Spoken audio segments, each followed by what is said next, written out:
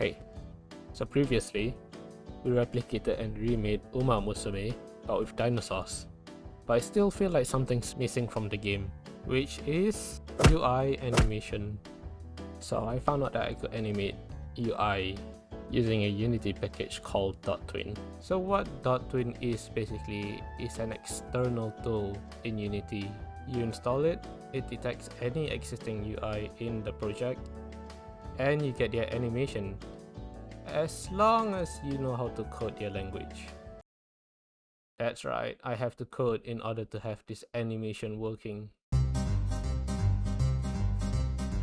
Now, I don't have that much knowledge on coding with DOTween, and I feel very lazy to search up for these tutorials. So I'm going to have to resort to AI.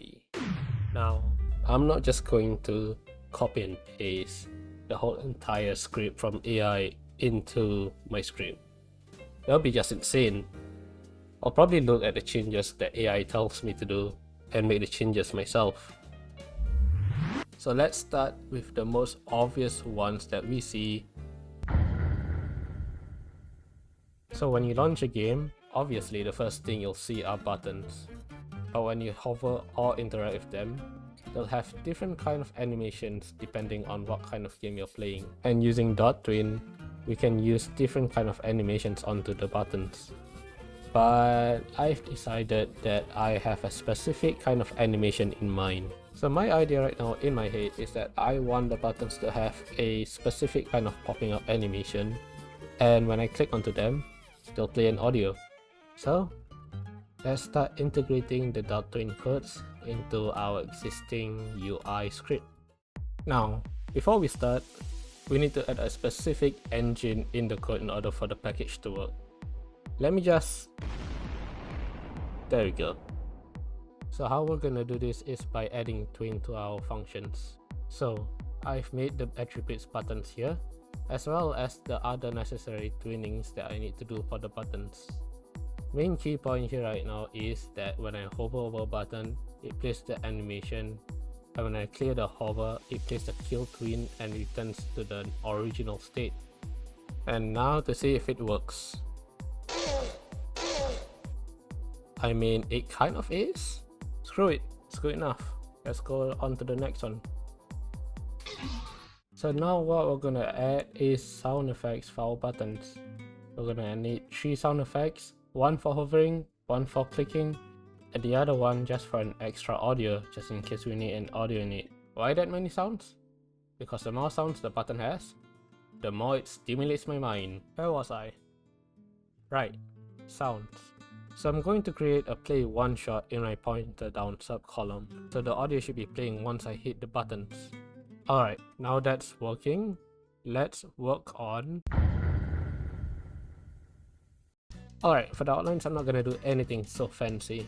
I'm just gonna do something very simple. So similarly like our button animation, we're just gonna squeeze the outline function in between those functions and create a new tween as well as an outline color. So on void awake, we have the outline function. The script will regularly check if the outline is there. If the outline isn't visible, it will turn visible when I hover it, and it will turn the other way around once I stop hovering it. The other script needs the outline function too. You know what? Never mind. I'm just gonna do this. Yep. This. And in you go. And now both outlines should be working. I forgot to add the outline components to the buttons. Okay, whatever. Let's test out if it's working or not. Hell yeah, it's working. I mean, the design isn't there, but it's working.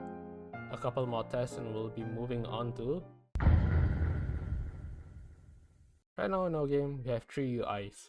The grading system, the energy bar, and the success failure wording when you click those training buttons. Now what I want to make is to animate it, cause right now, I mean look at that, it's just JPEGs and wording pasted onto a screen. So let's start with the grading numbers. For the grading system UI, I want to make it as cartoony as possible, and when the grade shows up, I want to make it bounce when the numbers comes back and forth. A good example would be from Club Penguin's card jitsu game, as you can see here.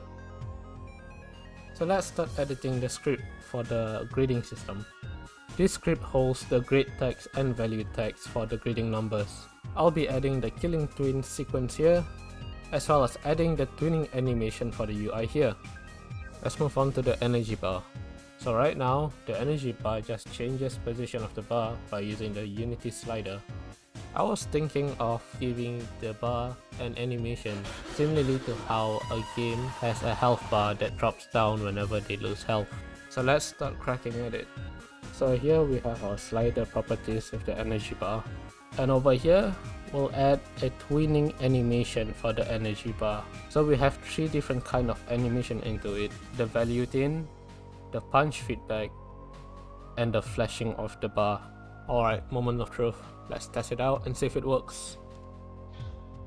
Looks like the grading number looks good, but the bar looks too animated.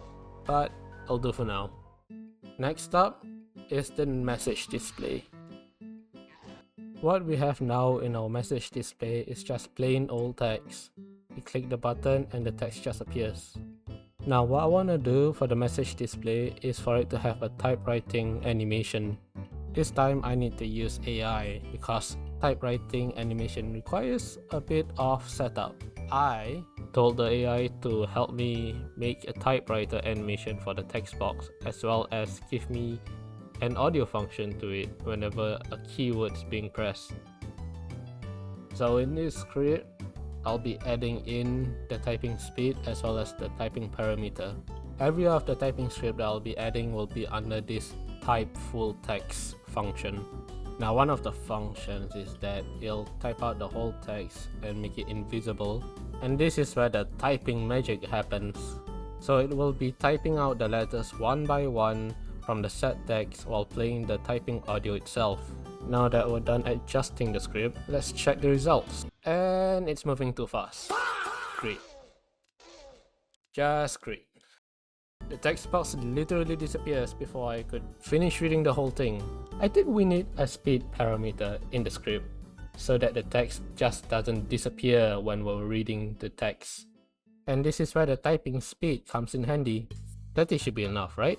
While we're here, let's also add another feature where when we press the next button during the animation, it will auto skip the typing animations. And this is where I'll be adding the clicking skipping area for the text.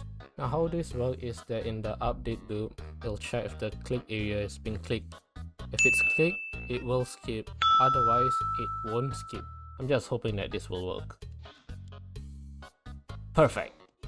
Now the text box looks like it's coming together. We're so close to the game being more alive than before. And last but not least is the success failure font. As I was saying previously, the success and failure wording feels like it's just pasted onto the screen.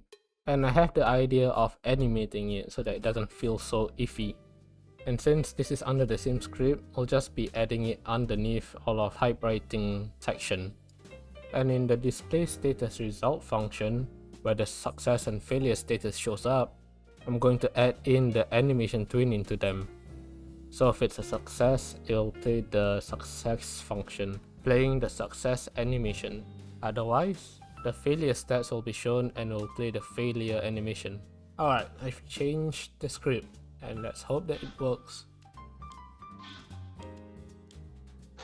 It's good enough. The animation looks overly exaggerated as always, but we can adjust that through the script later on.